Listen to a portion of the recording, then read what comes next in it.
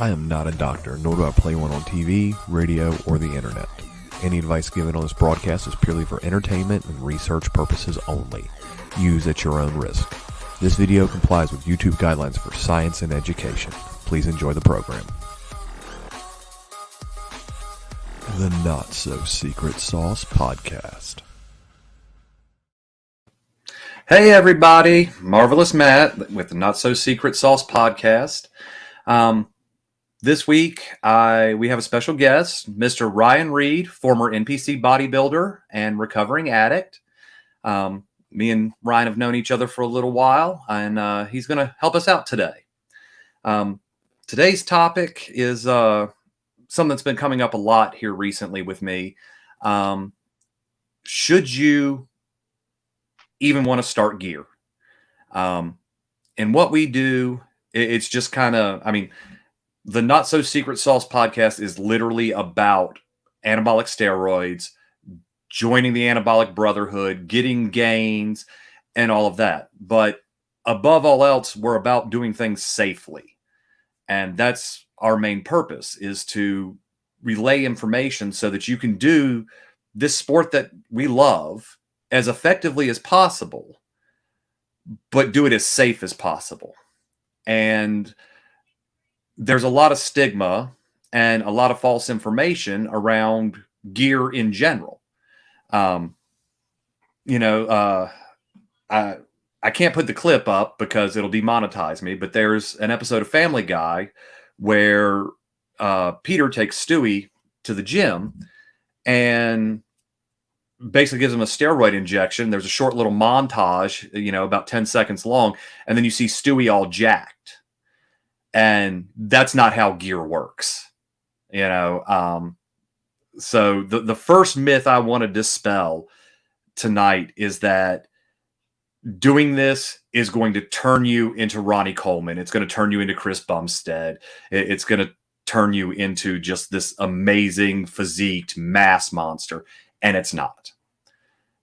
The sole purpose of anabolic steroids is to help with recovery. It helps with nutrient partitioning, making sure more of your protein is going to your muscles, more of your carbs are going to glycogen stores to give you the energy, not being stored as body fat. But gear's not going to turn you into the Hulk. It's not going to turn you into Captain America.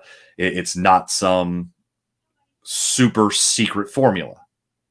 This is why it's called the Not So Secret, is because there is no secret to it.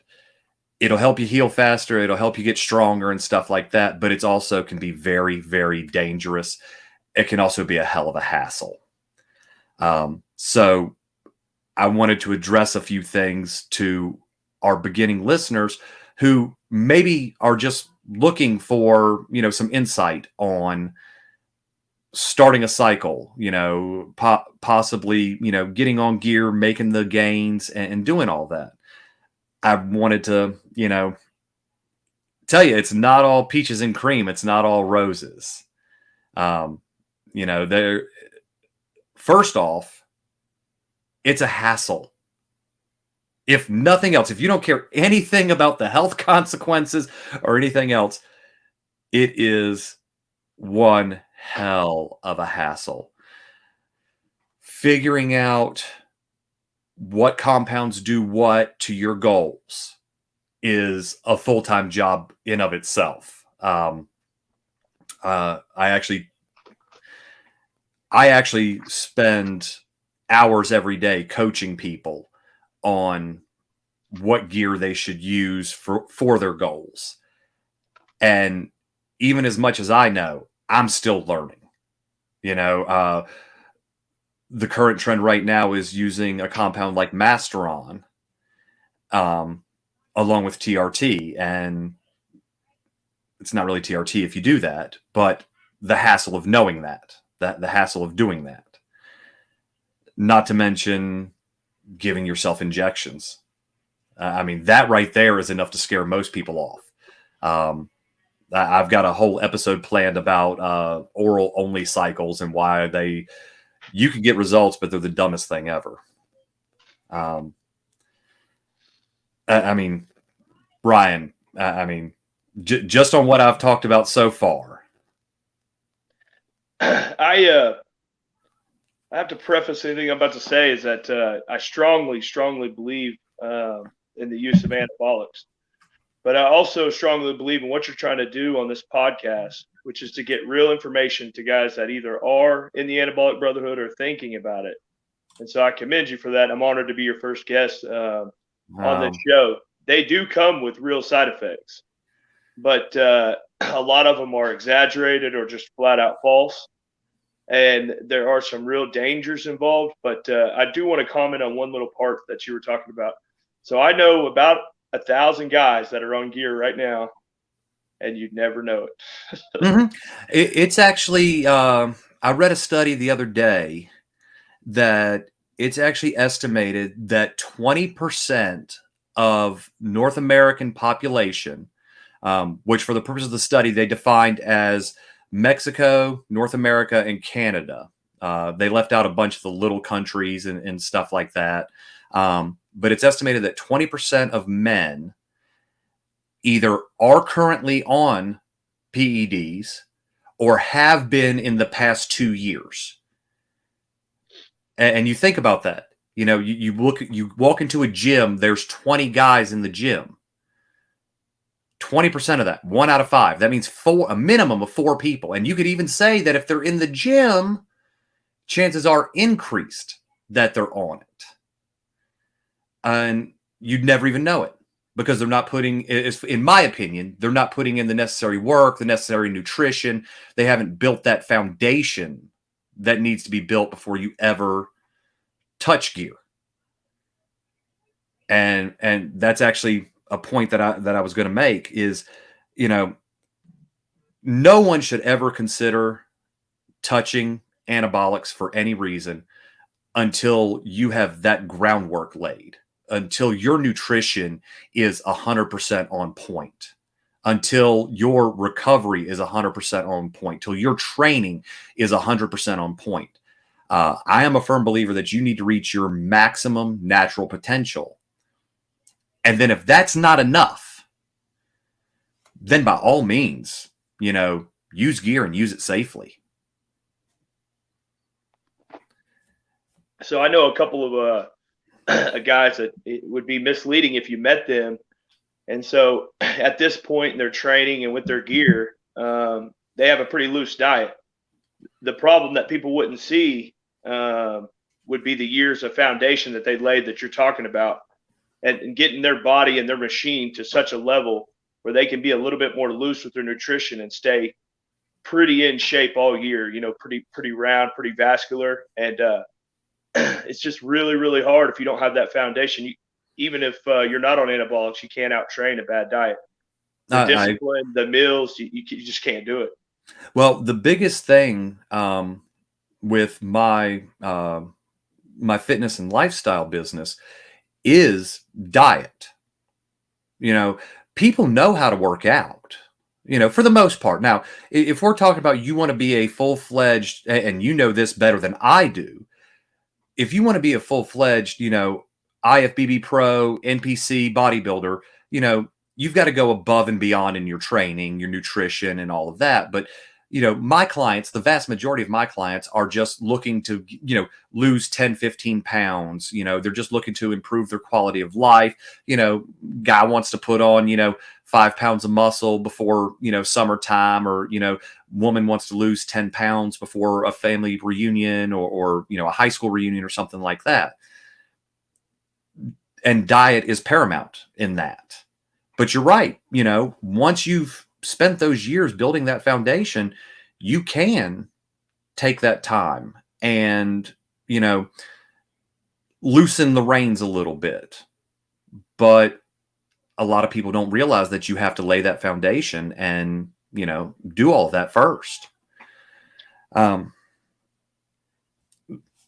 other big issue that I wanted to address is,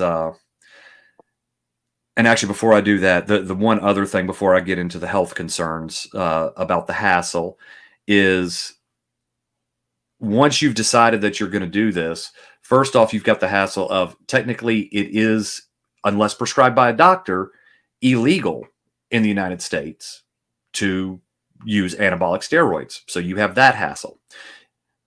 Anabolics have to be stored properly. A vial of test, you can't just leave it in the glove compartment of your car. It's not going to work, especially if it gets cold outside. You're just asking for it to crash.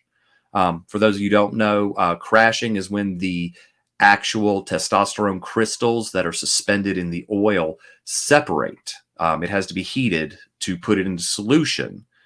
And when it gets too cold, you'll actually see, it looks like little salt crystals inside the oil. And you have to heat it back up and resuspend it. But I'll be honest, I've never had a crashed compound resuspend the way it did when I got it from a professional.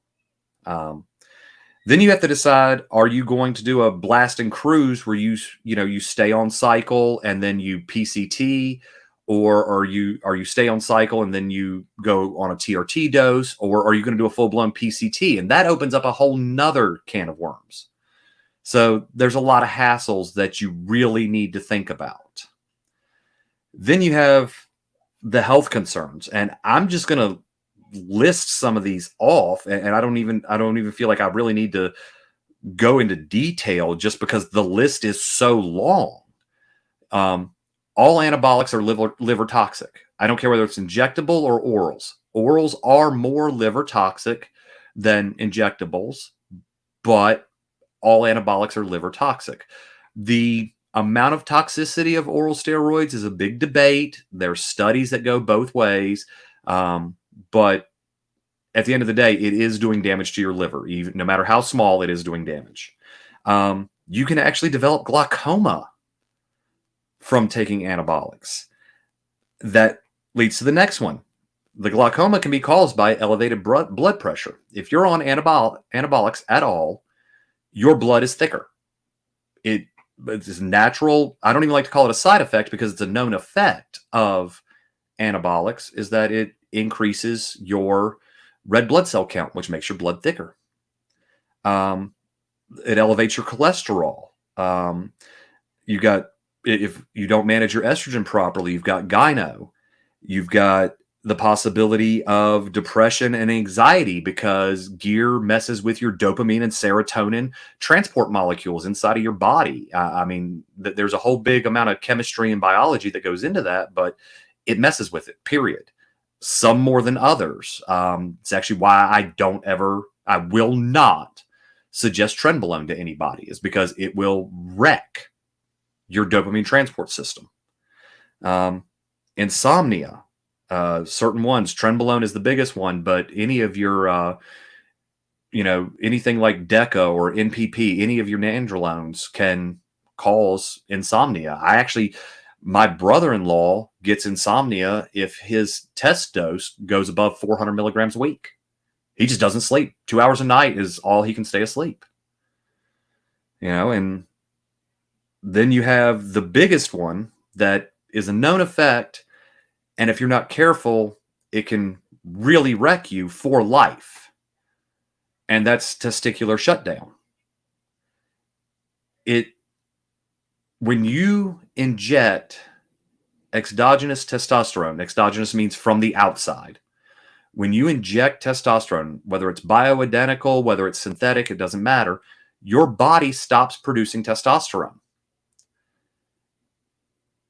Because it's getting it from the outside. Your body doesn't need to do it. Your body is a very efficient machine. And if you're not getting it internally, if the body doesn't have to make it, it's not going to. And you're injecting it, so it doesn't have to.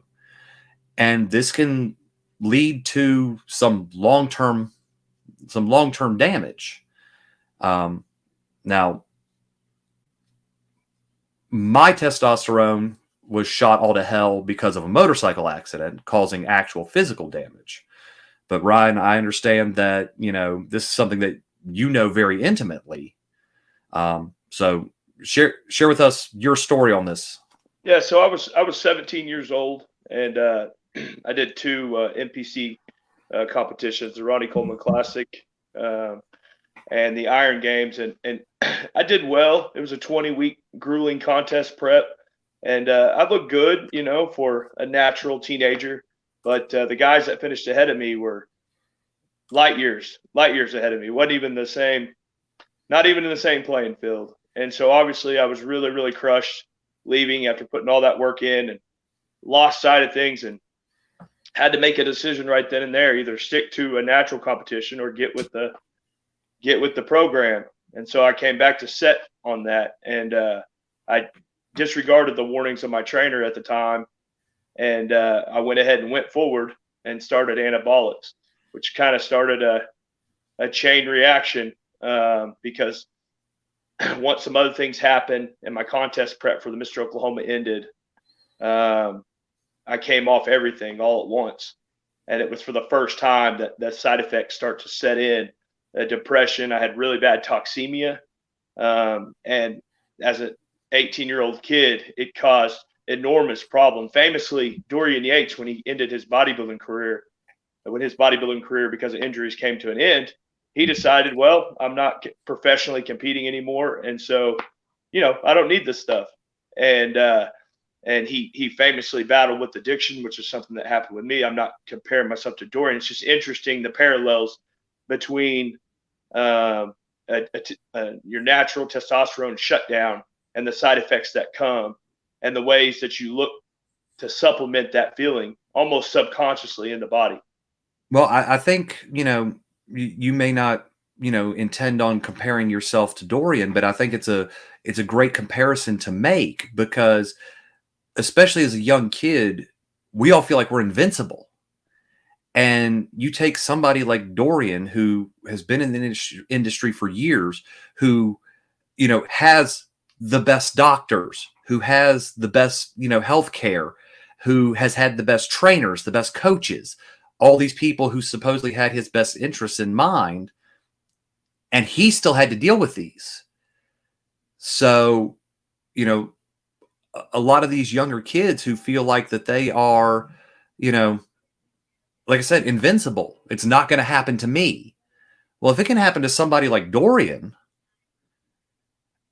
why can't it not happen to them? And I think that's an important comparison to make. Well, I think it's an important topic to cover, because there are kids out there right now wanting to do that. I hear them talking about it in the gym. I hear people talking about it. And actually, I had a family member come up, and he said, "Yeah, this guy gave me a bottle, and I'm thinking about doing it." And I warned him against it. I said, "Now, he's not a kid, but it speaks to the point you made earlier. My opinion now, given all the experiences, that if you start taking testosterone, that, in my opinion, it's not a doctor's opinion, but you better just plan to stay on that the rest of your life, at least at a TRT dose, because I know what not having testosterone how it can affect somebody." And luckily, he went ahead and gave it back and didn't start it. I said, there may come a time in your life where you need that, but at 34 years old and no training, hasn't started working out, no nutrition, no nothing, just going to start with, I said, you're asking for problems, man. That's if you want to start getting fit and eating right and putting some work in and build a foundation, and then want to get healthier, because once I got it wasn't till 2020 that I finally got on TRT, and it completely changed my life. And that's just like getting my body back to a homeostasis, a normal level, clearer thinking, better sleep. I'd had insomnia forever. And so I'm a big proponent of it, but young kids need to stay away from it. And that's where I really wanted to go with this. Maybe I'm wrong in feeling this way, and people that know me know this. I was a father at 16 years old.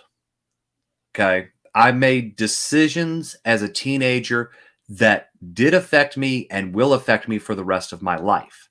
I love my son to death, and I have been in his life every moment since the day he was born. I do not regret having my son, but I do regret, and if you talk to just about every adult in existence, they made decisions when they were 15, 16, 17, 18, 19, all the way up until their mid-20s, that are going to affect them all the way until their 60s and 70s. and they have regrets. They may not regret every decision, but they have regrets. And it's something that I think these younger fitness-minded people really need to have drilled into their heads, is that don't make that decision so young. Bodybuilding it's a marathon sport.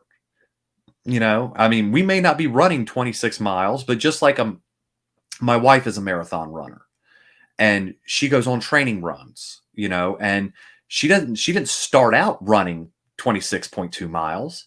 She started out running a mile, then 3 miles, then 5 miles. And sometimes it'll be for weeks that 5 or 10 miles is all that she does. Just like when we're bodybuilding, it's every time we go in the gym and then we recover, we're gaining a little bit. We're gaining a little bit. So at 16 years old, I get it. You want to look good. When you're young, it's all about looks. You haven't evolved enough in life to where you care about personality, but so much. And let's face it, especially young men, they care about looking good so they can get the most attractive mate that they can get their hands on. And they're making decisions that are going to affect their health and their well-being and their longevity for the rest of their life. Way too young. Now, that being said, I've been on TRT since I was 16 because I was in a motorcycle accident and actually did physical damage to myself, and my body stopped producing testosterone. There was a period of time that I couldn't afford it, so I was off of it, and I had a lot of symptoms that a lot of men do: the weight gain, the depression, and the insomnia. And even though I said insomnia is actually can be a side effect of being on gear, having too low a testosterone in some ways is just as bad. And people don't realize that. They don't realize that it's a lifelong decision. Once you start this and you're stuck.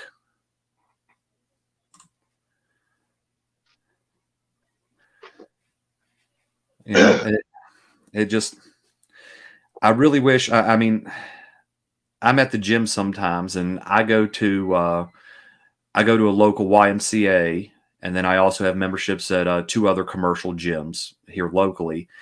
And I see younger guys that, they're talking about it. I overhear them talking about it in public. And I will say that is one nice thing, is the fact that, let's face it, 10 years ago, this conversation that you and I are having and putting out for the world couldn't have happened. We have evolved to the point to where, I guess it's because 20% of men are on something like this, has made it to where we can have these conversations. But yourself, outside when you were younger, outside of the gym or your super close circle of friends, did y'all ever talk about this kind of stuff? Only in the most closed circles and the most hardcore of bodybuilding circles. And even within that, they were very careful in the gym because it was such a hush-hush thing. But it's such a hush-hush thing. I hate to throw this out there, but, that the famous Raiders guy, Lyle Zeta, had a myriad of terrible health issues. And he attributed that to his use of anabolic steroids during his playing days in the NFL. And he's not alone. This happens a lot. And so this is how misinformation gets spread. And this is how people trust somebody that tells them, and they would never lie to them. And in their way, they probably weren't lying to them. And that's the kind of information that gets people hurt or gets people so amped up in arms about it with judgment, out of fear, that it makes this podcast and podcasts like this so important to get real information to people potentially thinking about using them, and use them as safely and sanely as possible, because they definitely are safe, and it can be sane, and it can be healthy with the right information and the right precaution. And if you're tapping into the right information sources. I agree 100%. I mean, that's the whole reason I started this, was because I was literally getting, I'm not even joking when I say 30 DMs a day from people wanting to pick my brain about issues they were having. I'm thinking about jumping on cycle. I'm thinking about this. And I'm going to use the term, there's a lot of ignorant people, but I mean that in the purest sense of the word. Yeah. Yes. I mean, in the purest sense of the word, I'm not calling anybody stupid. Literally, there's been such a stigma around this that there is no information out there, and there's so much conflicting information. You know, there are coaches out there that are, you know, you said you were lucky enough to have a coach that was against you using when you were younger. But I cannot tell you how many people I've talked to that their coaches are the one encouraging these 18, 19, 20-year-old kids to hop on cycle. And it's like, you are not old enough. Your body is still developing. You know, men don't reach full physical maturity. It's questionable if we ever reach mental maturity. Okay. Don't ask my wife that question. Oh, my wife would agree. But we reach full physical maturity in our mid to late 20s. So why would you want to screw that up? You know, I mean, don't get me wrong. I want to look good naked. I want to have as much muscle as I can. I want to, but I'm going to be smart about it. I'm going to be safe about it. I love anabolics, but I also know what my limits are. I know, like I said, I won't recommend, nor will I personally use Trenbolone. I won't do it because I know I don't believe the juice is worth the squeeze. It's the strongest anabolic there is, but there's so many mental side effects. And I have a history of depression and anxiety to begin with. I don't need something messing with my dopamine transport, you know, pathways and my serotonin and screwing that up any more than my body already is, you know? Yeah.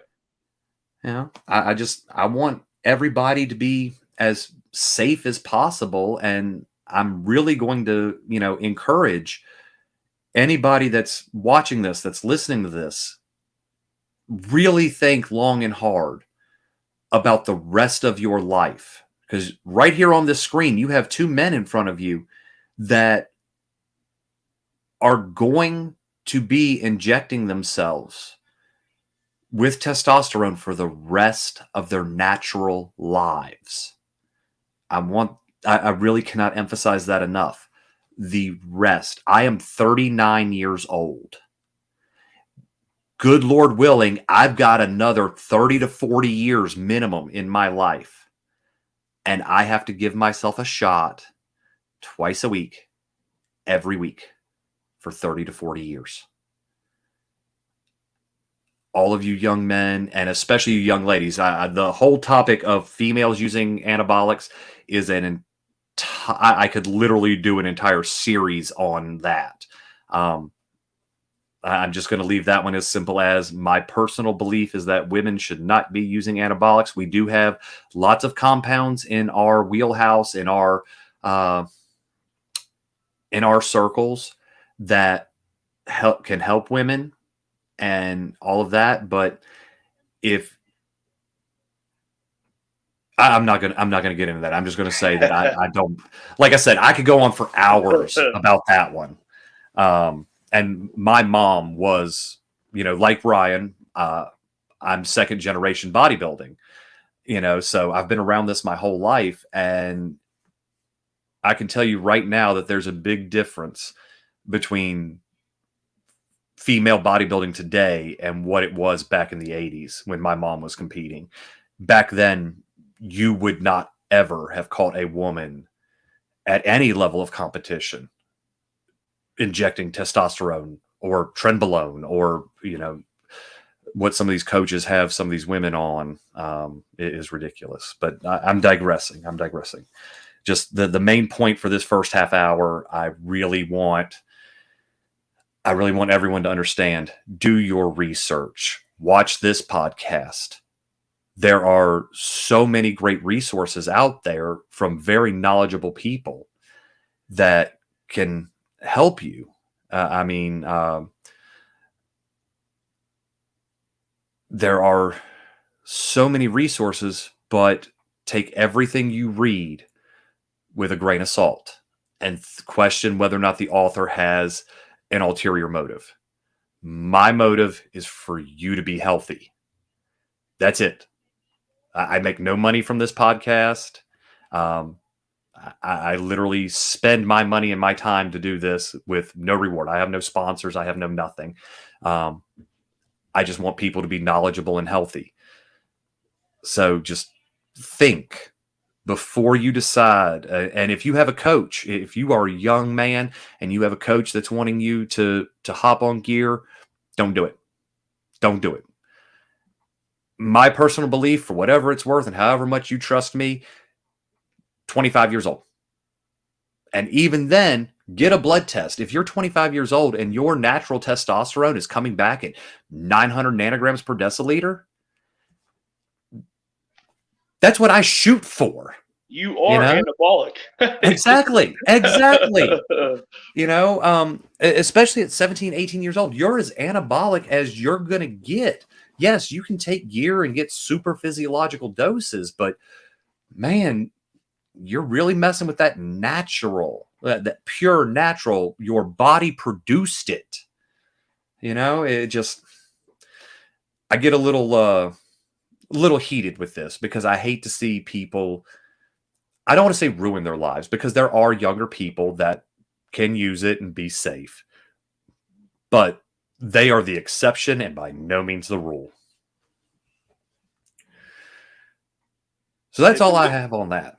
If there's anything that I am trying to share, is that all those experiences and mistakes that we made early on, we made mistakes pinning, we made mistakes in dosages, we made mistakes starting too early and all those things. And I went through some serious trials and tribulations in my life. All those experiences shaped who I am today, so I don't regret it, because I couldn't be the man that I am today without those experiences. However, life doesn't have to be that hard. If you can open your mind and get some good information, you could just miss a few roadblocks or two and get some different problems. Because I assure you, your endocrine system shut down really isn't a problem you want early on in life. That will affect your work ethic. It's crazy how when your endocrine system is shut down, how many things about your body it affects. And so if you're young, man, just stay away from it. When you get a little bit older and get with guys like Matt, when I ran into him, I thought I knew a couple things from the years of experience. And then a few conversations in, I was like, I should probably just shut up and listen. I try, but I love getting to talk with people like you, because you've taught me things. And that's a big thing that I think a lot of people in our industry need to understand is you don't know everything. I don't know everything. I love it when I've read a study, a study or a meta study or something like that. And, I talk about it and somebody says, well, this study says this, please share it with me. Let me read it. Some people like to read books. I like to read medical studies. It's weird. And that's why I know what I know, is because from a young age, I've always been fascinated by this, but I love sharing that information. But the one thing I love more than that is I love learning. I'm actually hoping to have a gentleman on who he tests gear. So like he knows, the actual laboratory processes, of how to test. Is this testosterone? Is it 200 milligrams per milliliter? Is it this? Is it that? And I'm so excited about that because I know a little bit about that, but that's more the chemistry side than the usage side. And I'm not super well versed on the chemistry side. And I'm looking forward to that. So, but, Ryan, you want to hang around and help me answer some questions? Oh, yeah. I'd love to. All righty. I got a few that people had sent, either commenting on last week's YouTube or they sent them to me and stuff like that. And remember, y'all, if you do have any questions, leave your questions in the comments. You can either catch us on the live stream. We do this every other week. Now, this week we went on Tuesday instead of Wednesday. It fit my schedule, it fit Ryan's schedule. So, and I really wanted to have him on. But I like to take questions from the last week's YouTube.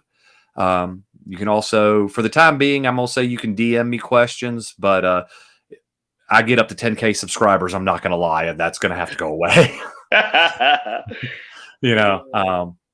But all right, let's see what we got here. All right. First one. Nathan asks, random question, but both my Nolvadex and Clomid look exactly the same. Is that too probably being made in a UGL? Any thoughts? So I actually, knowing what I know and doing what I do, I actually know quite a few UGLs and have talked to them about their processes and everything. And basically, Nathan, yes, they can look exactly the same. When the raw powders come in, they're all white. It doesn't matter whether it's Clomid, Nolvadex, D-Ball, it doesn't matter. It's all white powder. And depending on the size of your UGL, it's going to depend on what kind of pill presses they have, what milligrams they can make it in, and if they can color it. If you've ever come across, you might remember these, the pink tie D-Ball. They look like little Superman emblems. Those were really popular back in the early 2000s. That was literally just they added a pink colorant to it, which is just a filler powder. And the press they used pressed the tabs into the shape of the Superman emblem. But that costs money. And some of these UGLs, they're just not going to spend the money for it. They may even use the same press to make the Nolvadex tabs that they use to make the Clomid tabs. It's just part of dealing with a UGL. When you deal with a UGL, and don't get me wrong, there are some really good, very clean, very upstanding UGLs out there in the anabolic brotherhood. But there's also some guys that they're doing this by the seat of their pants. So you don't know. But I've literally had clients that their D-Ball, their Aromacin, and their any other oral you can think of, whatever it was that they had, but they were all identical. The only way they knew the difference was because they were labeled different. That being said, we had them tested and they were what they were supposed to be. So, Nathan, there's a really good chance that everything is on the up and up, especially if it's a UGL that you've used before and you trust. In what we do, trust is paramount. And if you trust them and they haven't given you a reason not to trust them, why not trust them? And some of the ones that we worked with in the past, they only had like 3 different colors. So just like what you were saying, if you're just to base it on what it looked like, you'd never know the difference other than maybe 3 different colors. So yeah, I prefer the peptides. I've used I've seen, talking about colors, I've seen pink and light blue and of course white as the predominant ones. But I did get some UGL Aromacin one time that was neon green. And when I'm talking neon green, I'm talking the brightest neon green that you can imagine. I thought they were like radioactive, but I got to admit they looked pretty cool, and I could see, certain compounds. Some of these UGLs have cool names for stuff, like Hulk Bomb and stuff like that. How cool would it be if you had a mix like that as a UGL, and that shit came in a green tab? My mind went directly there. All right. You know what, Ryan? I know you can answer this one. Kevin asks, when test is described as being 250 mil or even 500 mil, what exactly does that mean? And what's the largest dose/mil you can get? So I actually have personal experience with T500. Unless you got to get a large dosage, I do not. I would caution you to stay away from it. It's one of the most painful injections that I've ever had. It was actually my very first testosterone dose. And we were so ignorant. I had asked the close family member that was with me to put it in my delt. I did not know that he did not know what a delt was. And we're standing in a park, and he put it in my lap. Oh, I literally couldn't raise my arm for a month. It was black and blue, and I've just never really been a fan of 500 since then. I personally am not a fan of super strong per mil products. Knowing how this stuff is made, basically it comes in a powder. It's a crystalline powder, and you basically have to boil it to suspend it into an oil. And you have to use solvents and sterilants and things like that. And the more stuff you have to put in there to melt those crystals, because that's what you're doing. You're melting them to suspend them. You get something like a T500. Now, I will say, I've had some T500 that was completely smooth, but once again, that's an exception, not the rule. And oh my God, in the lat, it was horrible. I mean, for a month, I couldn't raise my arm. It was terrible. Now I do my TRT injections. The lats are one of the sites that I will do, but I can tell you my first lat injection was only 125 milligrams, half a cc. And same thing. I could not lift my arm above my, like I could go up to like here, but once they got that stretch in there, forget about it. No. And that was for a good 2 weeks on that little of an injection. Yeah, it was these are the struggles that people are going through out there, not knowing it.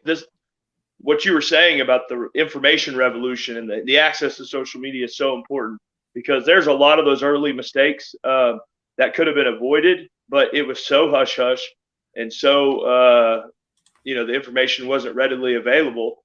And when your trainer disagreed, you had to go into the dark, and so now your best access for information disagrees with you as a young kid doing it. So you're out doing it on your own, and trial and error, man, trial and error.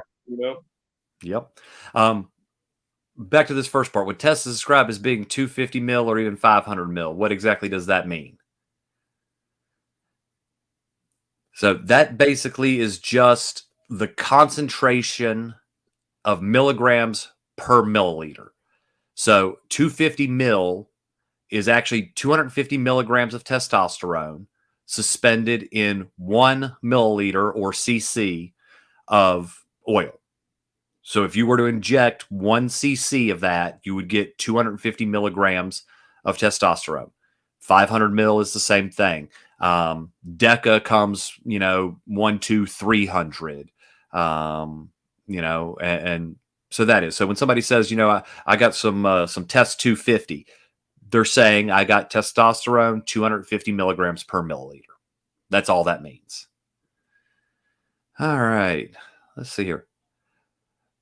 Okay, this one. When I got DM'd this, I thought it was funny, and at first I thought it was a joke, because this guy, I know this guy, and he's joked with me before, but he actually assured me that this one was serious, and I had to make sure he was okay with this going on the podcast. So Marcus asked me, I want to start using the juice, but a buddy told me it'll make my dick shrivel up. How true is this? So this is when we're talking about, like you said, the information revolution and not knowing what's actually going on. This is a common myth. This was actually perpetuated. I've heard stories about this, and I don't have the sources to throw on the screen right now to back it up. But back when I was younger and stuff like that, I was always told that this was a myth perpetuated by pharmaceutical companies to scare people into not wanting to take anabolics. Because you ask any man out there if he wants a smaller penis, the answer is no. Period. So that is, Marcus, that's a complete and total myth. If anything, if I'm being perfectly honest, part of taking anabolics, like I said, is testicular shutdown. which causes testicular atrophy, your actual balls will shrink, which with a low enough body fat percentage will actually make your penis look bigger because now there's less to compare it to down there. So there's a thought. All right, let's see here. Kevin asks, best anti-estrogens and how much to use? Now, Ryan, on your TRT, do you have to use an AI? I don't. It's low enough. I know my body well enough now that if you listen to your body and you get to know you can. It has tremendous alarm system, and so I'm not very sensitive to estrogen, and I'm thankful for that because I know some people that are on a even lower TRT dose than me, and are seriously in danger of gyno continuing to develop and not being able to without AIs. Yeah. So I actually, I'm super blessed. I literally have like no aromatase enzymes in my body. My actual prescribed TRT dose is 300 milligrams per milliliter.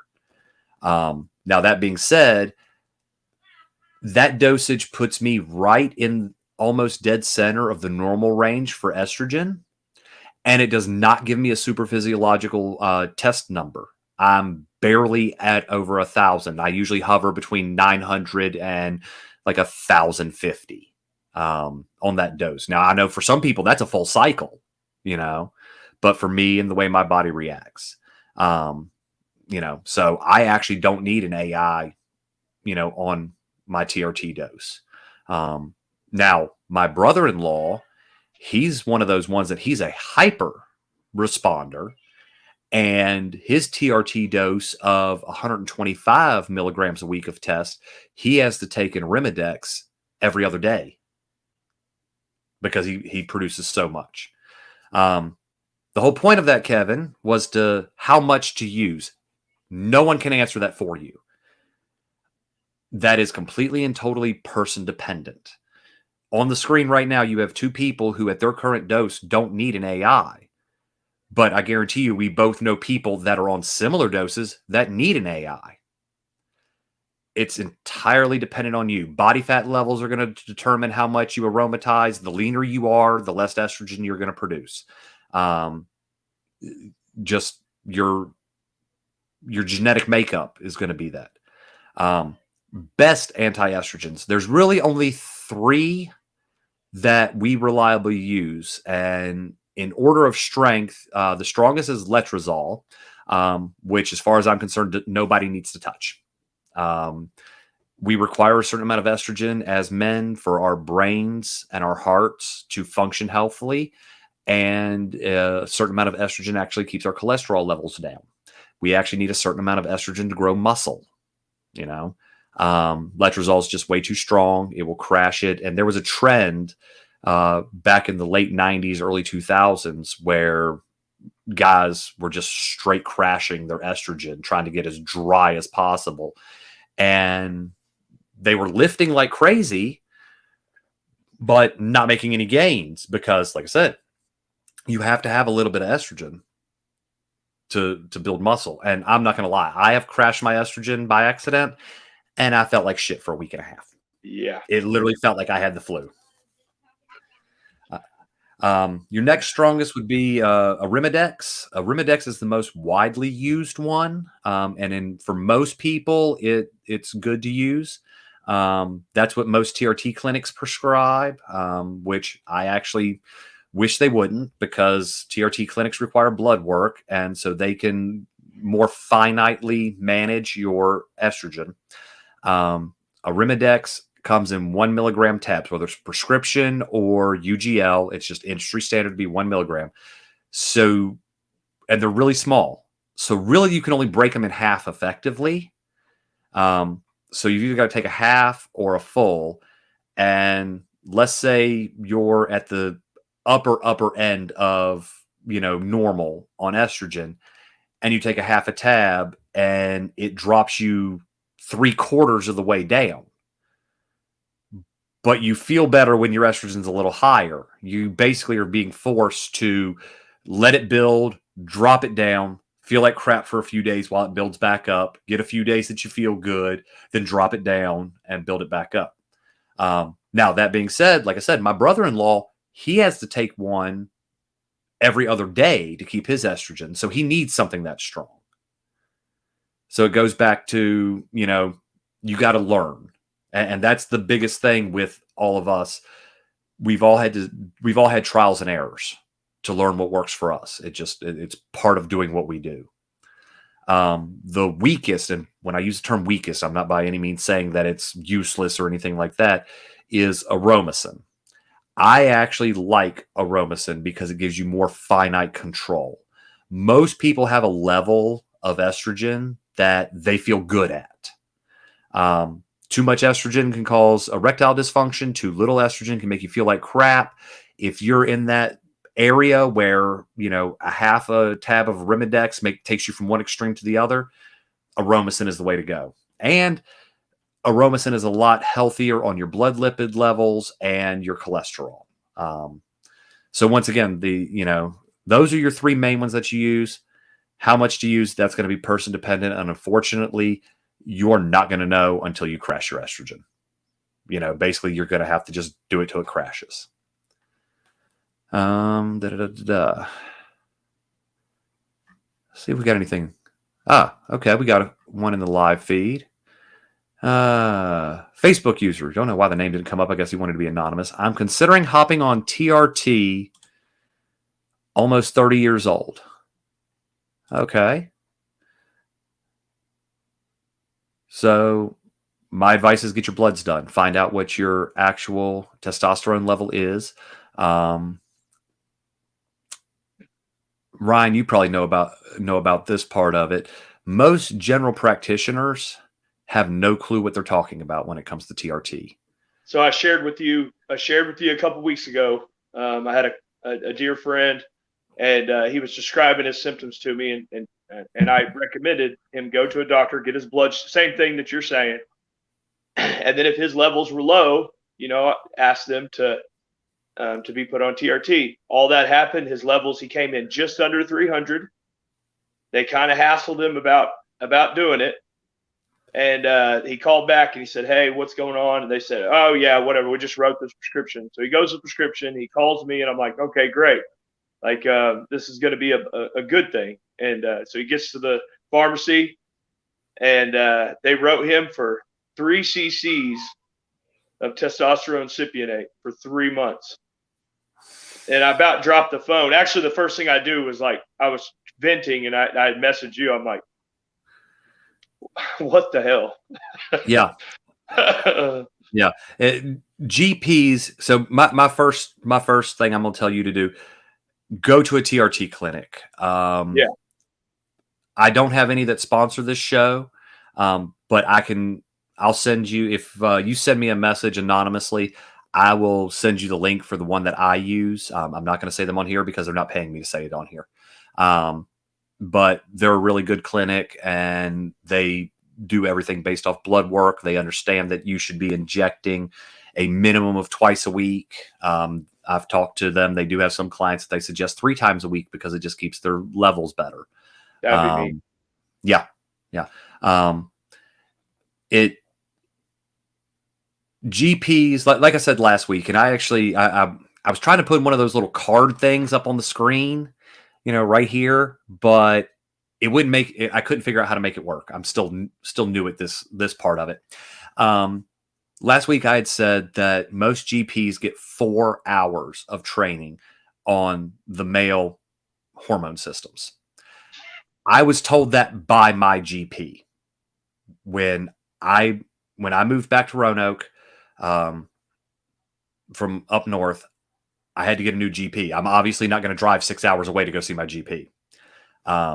And when I talked to him about, being on TRT, one of the reasons why I like him is he's completely open and honest with me. And he actually told me, he's like, I don't know enough about it. He's like, most of us GPs, unless you specialize to become an endocrinologist, you get 4 hours. It's not enough to do what needs to be done, to know what you need to know.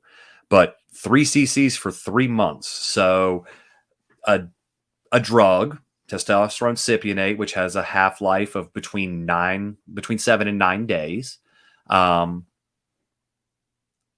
They expect him to, that'd be a half cc at best, a half cc every 2 weeks, quarter cc a week. That's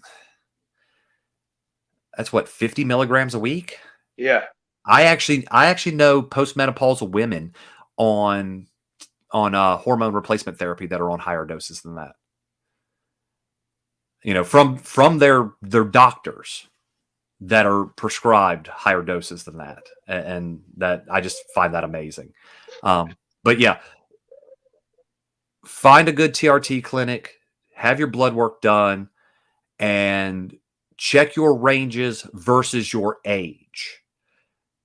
The range that most, and understand that most insurance doesn't cover TRT except for in rare cases. My TRT is covered by insurance because it was a medical necessity when I started, and I'm grandfathered in.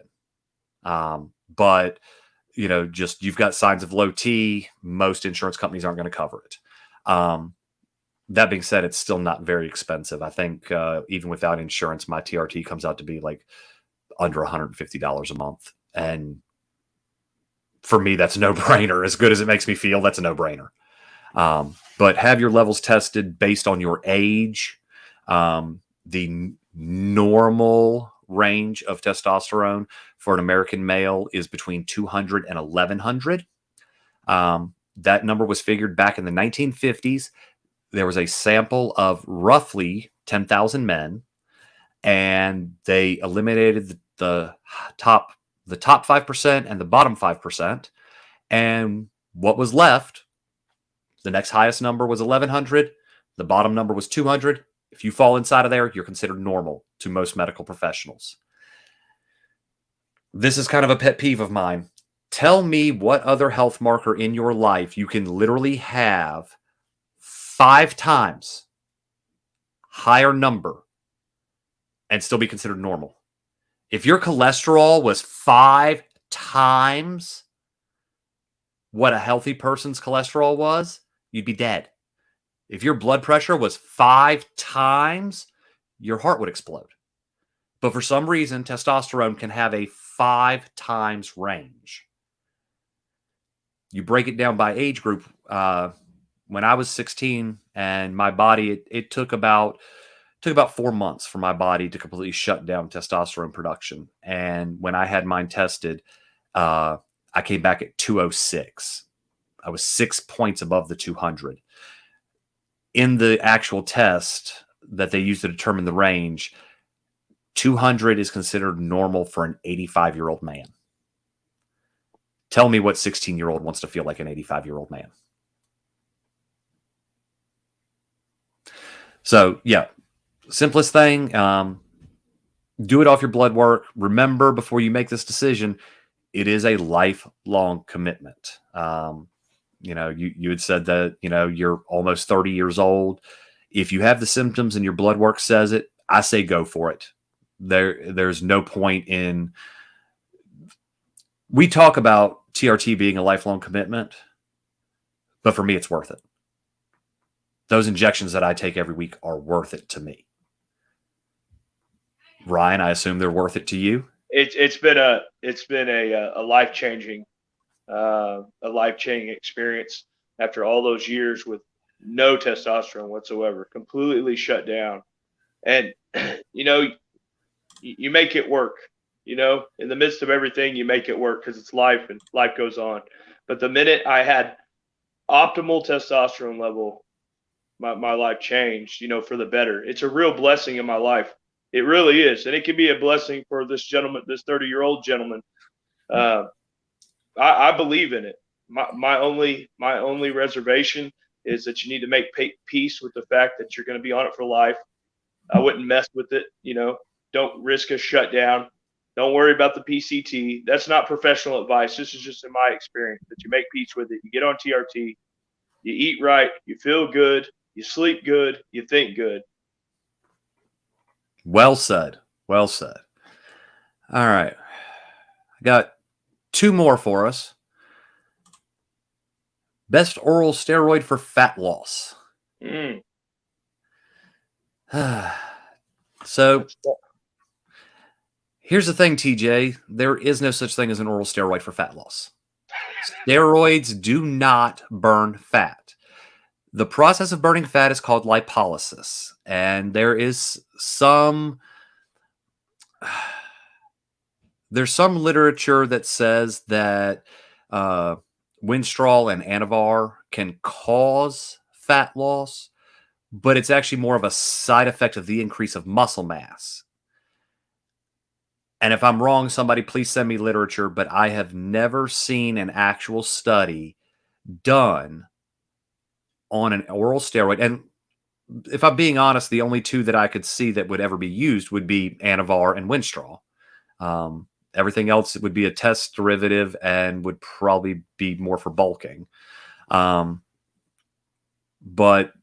steroids do not directly cause lipolysis. The purpose of steroids is to increase nitrogen retention.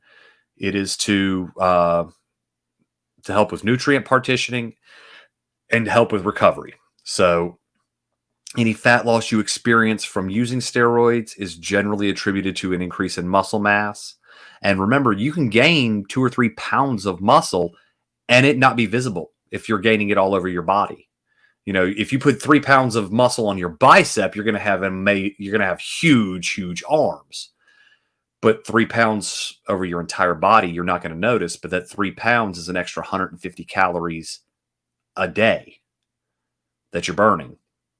It's only 3,500 calories for a pound of fat. So you add 3 pounds of muscle, you will eventually lose a pound of fat. So unfortunately, TJ, the answer is there is none. We do have substances in our circle that do directly aid fat loss, but they are not technically steroids. You've got ephedrine, clenbuterol, and I'm only going to say this because somebody's going to comment that I didn't include it. So I want to include this and add the disclaimer. We also have DNP. DNP will kill you with 1 dose. There are people out there that have used it safely. They are rarities. The effective dose of DNP is literally within 200 milligrams of the lethal dose. I'm not taking something that can kill me that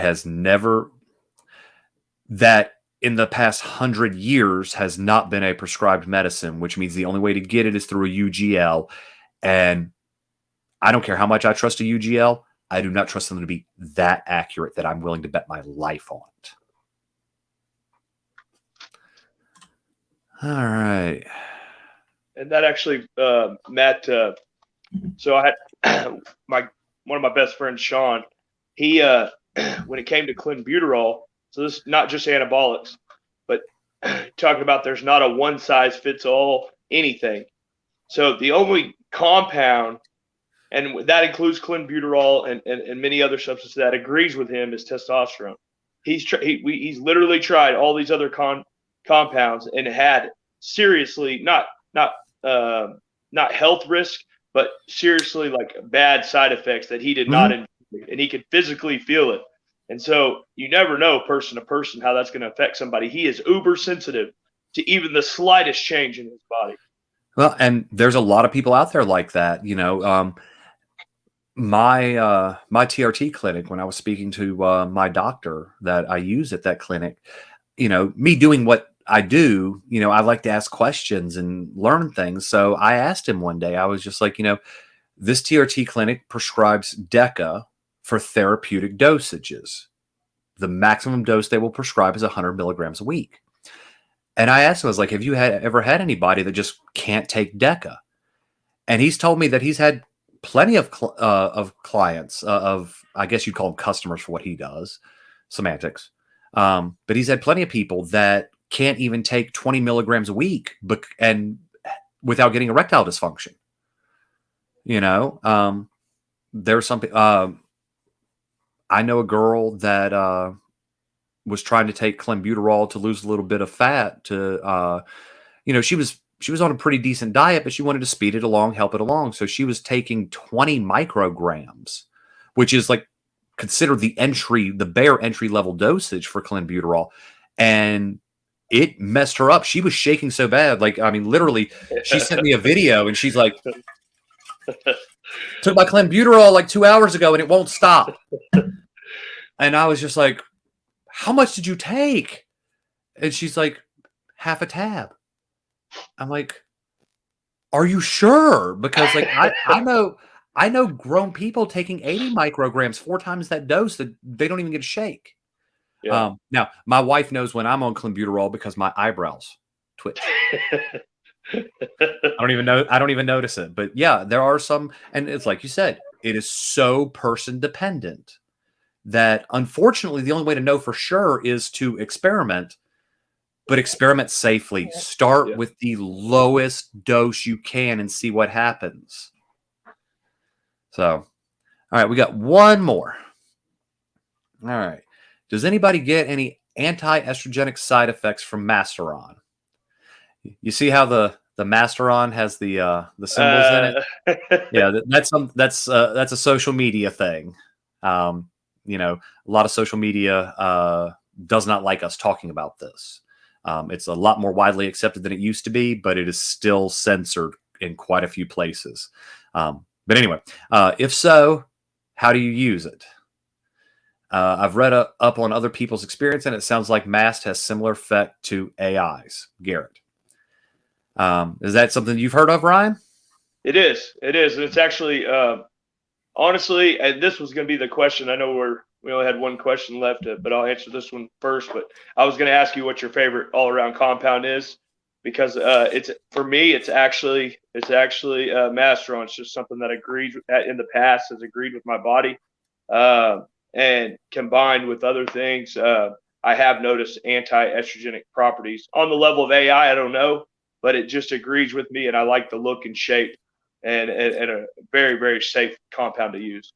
Yeah, it is Masteron, and Masteron is it's actually one of the newer compounds. There has not been a huge advancement in anabolic steroids, in the past 30 years. But Masteron is one of the newer ones, and it's definitely a good compound to include. Me personally, I've run it in smaller doses and it does agree with me. But confession time, I don't get to run full-blown cycles like most people, because if I get anything over about 800 milligrams in me a week, I can't eat. Being that anabolic tears my stomach up so bad that I can't eat. And if you can't eat, you can't grow. So what's the point in taking the compounds if you're not going to get the benefits out of them? So Masteron's one of those ones that I have used. I wouldn't say it's my favorite. If I actually had to pick a favorite compound, and Garrett, we'll get back to your question, I promise. If I actually had to pick a favorite compound, I'm going to say it's DECA. I love the way I look when I've got about 300 milligrams of DECA in me a week. I get very vascular. DECA is known for water retention, but it actually dries me out. Man. I actually get super, super vascular, which means, the skin's getting sucked down, that subcutaneous water is falling out of there to make the veins pop out. And DECA does that to me. I'm not a really big guy. So, being lean and vascular is the look that I like. So, yes, Garrett, Masteron is known to be anti-estrogenic. As far as it being on level with an AI, most of the anecdotal evidence says that in order to use it as an AI, you have to run it at roughly 1.5 to 2 times whatever your testosterone level is. Now, I'm not a big fan of ratios, because while that seems to be what works for most, that doesn't necessarily mean it's going to work for you. So yeah, mass does have a similar effect to AI. And I'll be perfectly honest, and I'll have to address this. I'm having a brain fart right now, and I know why it does it, but I'm having a brain fart right now and cannot remember it. I swear to God, I've forgotten more than most people know. But yes, you can use Masteron. What I actually tell my clients when they want to run Masteron and use it as an AI is run it equal to your test to start with, but always keep Aromacin or Arimidex on hand. So in case it isn't as effective for you, you're covered. But also if you start to feel like shit, like you have no estrogen, take it out. Just take it out, completely take it out for a few weeks. And then if you're going to bring it back in, cut the dose in half. Like I said, you got to have some estrogen. But yeah, it does work. Well, that's all I've got, Ryan. I want to thank you so much for being on here and, helping me out and sharing, your experience and your stories with us and everything. And, I look forward to having you back. I actually, little bit of foreshadowing. I actually do have another topic that I want to have Ryan in on that he is definitely much more of an expert on than I am. And, I'm definitely going to have him back here in a couple of weeks so that we can address that one. I'm really looking forward to that one because I get to learn on that one. You're going to have a hard time shutting me up on that one. Oh, I look forward to it, man. I look forward to it. Oh, that's going to make me so happy. Dominic popped in, said, thank you for sharing your knowledge. Anytime, Dominic. I mean, that's literally what we're here for. Jersey. But yeah, Ryan, thank you. And, we're going to have to get together soon sometime. I actually, thought about, I don't know if it would be possible to do on such short notice, but I actually thought about getting a bunch of guys from the group, to all meet up at like the Arnold or something like that. Now you're speaking my language. Yeah. It's like we're all in here for bodybuilding. I would love to meet a bunch of y'all. I've got a lot, and you're one of them, but I've got a lot of, people that I consider friends that I've made, in this circle, living this life. And, I want to meet up, I actually had a dream. You're not going to believe this. 2 nights ago when we talked about this initially. Wait, you were dreaming about me? I was. As weird as that sounds, I laid down and I had a dream, and we were at your YMCA, and I was like, what am I dreaming about? We were hitting the gym and talking about recovery, and it was a real spotty dream, but I actually had that dream just a couple nights ago. That is awesome. So you bring up dreams. I must share this. And for it being something that I have, I should actually know the proper name for it. But if I know it, but I cannot pronounce it, so I'm not going to butcher it. You know what an eidetic memory is? A photographic memory. Yep. I have an eidetic memory of my dreams. Oh, wow. I remember every detail of every dream I've ever had. Since I was 8 years old, I literally have to pinch myself when I wake up to make sure I'm awake. Because there have been times in my life where my dreams are so realistic that I will get up and go to work. And as far as my brain knows, I got up and went to work. Then 2 hours later, I'm at work, but I wake up in my bed because it was a dream that I was at work. Well, don't ever do any DMT. Yeah, no. You're going to remember everything. Yeah. And no, I don't want that. That the thought of that actually scares me. It would me too. So, but Ryan, thank you. And I look forward to having you on here again. And all you listeners and watchers out there, leave us some comments. I forgot the housekeeping. Don't forget to like, share, subscribe, comment. leave us some questions. We went a little long today, but I thoroughly enjoyed every second of it. And, I love doing this. And Ryan, you've been an absolute blast to have on. Thanks for having me. It was a real honor. Well, anytime, brother. You were definitely welcome back. So, but everyone out there, thank you for listening, and we'll talk to you next week.